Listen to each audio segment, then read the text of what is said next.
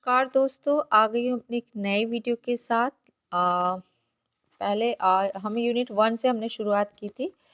तो यूनिट 1 में हमने क्या कवर किया था? कल यूजीसी किया था। आज हम क्या कवर अप करेंगे? तो हम नैक के बारे में पढ़ेंगे, राष्ट्रीय मूल्यांकन एवं प्रत्यायन परिषद के बारे में पढ़ेंगे। तो स्टार्ट करते हैं समय न गवाते हुए। तो नैक की पेरेंट बॉडी कौन है? पेरेंट बॉडी मतलब कि वो किसका हिस्सा है? तो वो यूजीसी का हिस्सा है। तो N autonomous body funded by UGC. तो नैक किसका हिस्सा है? उसकी पेरेंट बॉडी पूछी जाए तो कौन है? यूजीसी है। नैक का फुल फॉर्म है राष्ट्रीय मूल्यांकन एवं प्रत्यायन परिषद। ये हिंदी में है और आपके सिलेबस में हिंदी में लिखा हुआ है। इंग्लिश मीडियम के बच्चों के लिए है national assessment and accreditation council. ये इसका फुल फॉर्म है। और ये एग्रीडेशन हमारे यहाँ कौन कौन करता है? तो नैक करता है और एक एनबीए करता है। तो आप पूछोगे कि मैडम जब ये दोनों ही एग्रीडेशन करते हैं तो डिफरेंस क्या है? तो नैक जो है वो कहते हैं ना ग्रेड ग्रेड देता है। ग्रेड कैसे? A grade, B grade, C grade, D grade. ठीक है, ये ग्रेडिंग कहलाती है। तो ये ग्रेडिंग कौन करता है? नैक करता है। जैसे अभी आपने सुना होगा ए प्लस प्लस, फिर B plus, B plus plus, B करके, ऐसी जो ग्रेडिंग है वो कौन करता है? नैक करता है। बट जो एनबीए है वो रैंकिंग देता है। ठीक है, रैंकिंग कौन देता है? एनबीए देता है। वर्तमान में अब एक नई संस्था बन गई है इसको हटा के। तो अभी हम इस पे ही रहेंगे, इस पे रहेंगे नैक पे। पर 2020 की जो नीति है उसमें ये कहा है कि नैक, एनबीए और एनआईआरएफ को मिलाकर अब एक सिंगल बॉडी रहेगी, एनएसी, नेशनल एग्रेडेशन काउंसिल, जो ग्रेडिंग भी करेगी और रैंकिंग भी करेगी। ठीक है, पहले ये अलग अलग था, ये ग्रेडिंग करती थी, ये रैंकिंग करती थी। पर अब नेशनल एजुकेशन पॉलिसी 2020 में बोला गया है कि इन तीनों को हटा के एक ही बॉडी रहेगी जो ये दोनों काम करेगी। पर हम अपने नैक के उस पे ही रहेंगे अभी, हमें क्योंकि नैक के बारे में पढ़ना है। तो हमने बताया आपको कि national assessment and accreditation council इसका फुल फॉर्म है। NAAC is an autonomous higher education aggregation body that access the performance of institution based on different parameters. It evaluates the quality of higher education through a stringent process and grants grades to institute based on their reports submitted to the committee of experts. That means कि जो NAC है वो grading करती है। अब आपको मैं एक और चीज़ बता दे रही हूँ, आपको जब पेपर आएगा ना तब समझ में नहीं आएगा। अभी मैं बता देती हूँ तो आपको समझ आएगा। पहले तो हम ये बेसिक पढ़ लेते कि नैक इस्टेब्लिश कब हुआ था। तो इसका इस्टेब्लिशमेंट ईयर कौन सा था? तो 1994, 1994। ठीक है, इस्टेब्लिशमेंट हो गया। अभी तक हम जहाँ तक पढ़ते आ रहे हैं तो सबके हेडक्वार्टर्स कहाँ थे? न्यू दिल्ली में।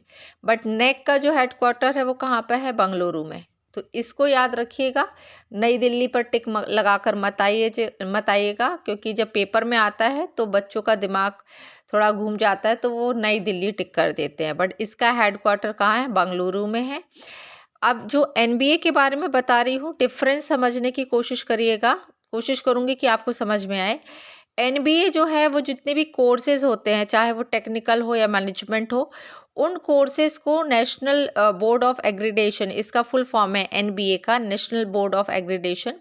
तो उन कोर्सेज को जो टेक्निकली होते हैं, जैसे टेक्निकल और मैनेजमेंट है, इंजीनियरिंग है, और क्या कहेंगे, फार्मेसी है, आर्किटेक्चर है, दीज आर दी कोर्सेज जिनको एनबीए क्या करता है, आपको मार्किंग करता है, उसको बेंचमार्क देता है एनबीए।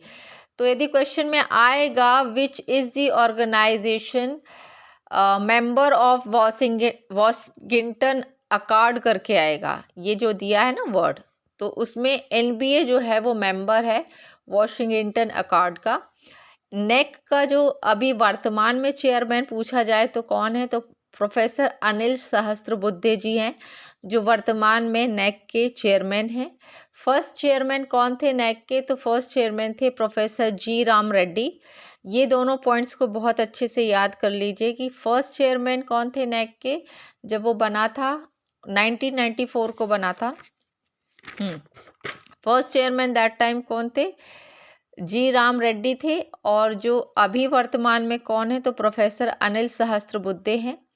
विजन हमेशा अच्छे से पढ़कर जाइएगा, चाहे वो किसी का भी विजन हो, उसको अच्छे से थॉरली, उसके जो कीवर्ड्स हैं, हिंदी मीडियम के बच्चे भी उसको इंग्लिश में ही पढ़कर जाएंगे, क्योंकि इंग्लिश में जल्दी कैच होता है। इंग्लिश में क्या होता है, मॉडिफाई नहीं होता है, वर्ड एज इट इज़ दे दिया जाता है, बट हिंदी में थोड़ा सा मॉडिफिकेशन कर दिया जाता है। और हिंदी इतनी क्लिष्ट आती है कि हिंदी माध्यम का बच्चा भी पेपर में नहीं समझ पाता है कि लिखा क्या है। मैं भी हिंदी माध्यम से हूँ, पर जब मैं पेपर देती हूँ, यदि मुझे कुछ समझ नहीं आता है तो मैं इंग्लिश को प्रेफरेंस देती हूँ, इंग्लिश में उसको रीड आउट कर लेती हूँ। तो विजन को ठीक से पढ़ो, vision as it is paper में आता है, उसको में मॉडिफिकेशन नहीं होता है। तो विजन में आप क्या देखोगे कि to make quality the defining element of Indian higher education.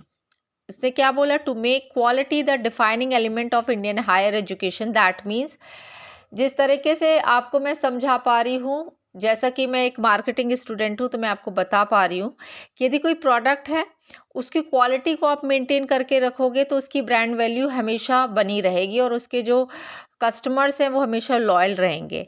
ऐसी जो एनएक है वो हमेशा क्या करती है, इंडिया जो विश्व में दूसरे नंबर पे है एजुकेशन पर, तो वो इंडियन हायर एजुकेशन की जो क्वालिटी है, मतलब कि बेहतर से बेहतर हम अपने स्टूडेंट्स को क्या दे सकते हैं, उन एलिमेंट्स पे वर्क करती है। वो उसको डिफाइन करती है कि हम इसको और अपग्रेडेड कैसे कर सकते हैं, हम अपनी शिक्षा प्रणाली में और ऐसे क्या नए सुधार ला सकते हैं जिससे कि वो अपग्रेड होती रहे।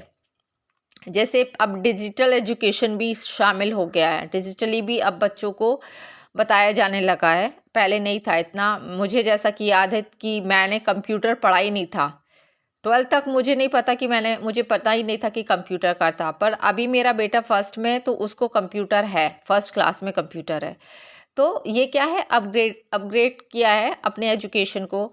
तो हायर ये नेक जो है ये क्या करती है, क्वालिटी को डिफाइन करती है, हमारी एजुकेशन की क्वालिटी को। मिशन क्या होता है, to promote periodic assessment, stimulate quality teaching learning and encourage self evaluation. तो कीवर्ड हमेशा क्या करते हो, पेपर में ना हमेशा कीवर्ड्स याद करके जाने होते हैं, क्योंकि पेपर में जब वो आते हैं और आप अपने दिमाग में जब उन कीवर्ड्स को बार बार रिवाइज करते हो और वही कीवर्ड्स जब आंसर में दिख जाते हैं ना, तो आपको उस आंसर को बनाना इजी हो जाता है। तो आपको यहाँ पे कीवर्ड क्या दिख रहा है, ये पीरियोडिक असेसमेंट, ठीक है। नेक्स्ट से रिलेटेड यदि पेपर में आता है तो पीरियोडिक असेसमेंट पे को स्टिमुलेट करता है, quality teaching learning, encourage self evaluation, ठीक है। सेल्फ इवेल्युएशन का मतलब क्या होता है, हमें अपने आप का अवलोकन करना होता है। हिंदी में जहाँ तक मैं समझा पा रही हूँ, तो अवलोकन करना कि उसमें मुझे याद है कि पूछा था कि शिक्षा में हम कैसे सीखते हैं, तो त्रुटियों से सीखते हैं, जबकि वो आंसर गलत था, वो त्रुटि नहीं था, उसका आंसर था अवलोकन। तो सेल्फ एवेल्युएशन, इसको याद रखिएगा, ये दो की पॉइंट्स हैं। अब जो बच्चे नॉर्मली पढ़कर जाएंगे वो इतने ही पढ़कर जाएंगे, और जो पास होगा पेपर में वो क्या पढ़कर जाएगा, तो वो पढ़कर जाएगा कि 7 क्राइटेरियाज जो हैं नेक के, जैसे मुझे किसी को ग्रेडिंग देनी है तो मैं एक क्राइटेरिया रखूंगी कि ये मेरे इस क्राइटेरिया में फिट होना चाहिए। तो नेक जो है कितने क्राइटेरिया रखता है किसी भी यूनिवर्सिटी को ग्रेडिंग देने से पहले, तो वो 7 क्राइटेरिया होते हैं। एक होता है करिकुलर एस्पेक्ट्स होता है, सेकंड होता है teaching learning and evaluation, third one है research innovation and extension, fourth है infrastructure and learning resources, student support and progression, governance leadership and management, institutional values and best practices.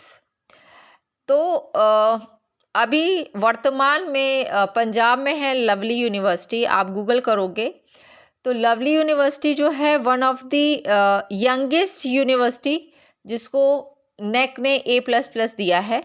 तो क्योंकि ये current का है टॉपिक कि अभी यदि क्वेश्चन आता है कि which is the youngest university in India who got neck A++ grading, तो आंसर होगा पंजाब में है, लवली यूनिवर्सिटी है जिसको अभी वर्तमान में नेक ने A++ दिया है। यंगेस्ट क्यों है? क्योंकि अभी जस्ट वो इस्टेब्लिश हुई है, ज़्यादा उसको टाइम नहीं हुआ है कि बहुत ज़्यादा 40-50 वर्ष हो गए हों तब कहीं जाके उसने अपने आप को इतना अच्छे से मतलब किया है, प्रेजेंट किया है, अपग्रेड किया है। उसकी सारी जो प्रैक्टिसेस हैं, वैल्यूज़ हैं, इंफ्रास्ट्रक्चर है, सपोर्ट सिस्टम है, मैनेजमेंट है, रिसर्च है, उन सब में वो खरी उतरी है और यंगेस्ट यूनिवर्सिटी है जिसे नेक के द्वारा A++ मिला है। तो ये करंट का है, इसलिए मैंने सोचा कि आपको बता दूं पेपर में यदि आता है। तो ये तो बेसिक्स थे जो सारे बच्चे पढ़ कर जाएंगे। तो ये वीडियो आज के लिए मैंने इतना ही बनाया है। इसका सेकेंड पार्ट लेकर आऊंगी जिसमें MCQ फॉर्म में मैं आपसे क्वेश्चन पूछूंगी कि पेपर में क्वेश्चंस कैसे आएंगे। तो इसका एक और सेकेंड पार्ट लेकर आऊंगी जिसमें नेक के सिर्फ MCQ होंगे। यदि आप उसको कर लेते हो तो नेक का पूरा आपका टॉपिक कंप्लीट हो जाएगा। उसको फिर कहीं और से गूगल करने का या PhD करने का उसमें ज़रूरत नहीं है। पेपर हमको क्लियर करना है, हमको PhD नहीं करनी है किसी भी टॉपिक में, क्योंकि नेक के बारे में अभी पढ़ रहे हो। पेपर क्लियर हो जाएगा, उसके बाद नेक्स्ट से तुम्हें कोई लेना देना ही नहीं है। तो उतना ही पढ़ो जितना पेपर को क्लियर करने में हेल्पफुल हो। दैट मीन्स रिलेवेंट पढ़ना है, ज़्यादा PhD नहीं करनी है। तो वीडियो अच्छा लगे तो कमेंट ज़रूर कर देना और अपने दोस्तों के साथ शेयर कर देना। Thank you.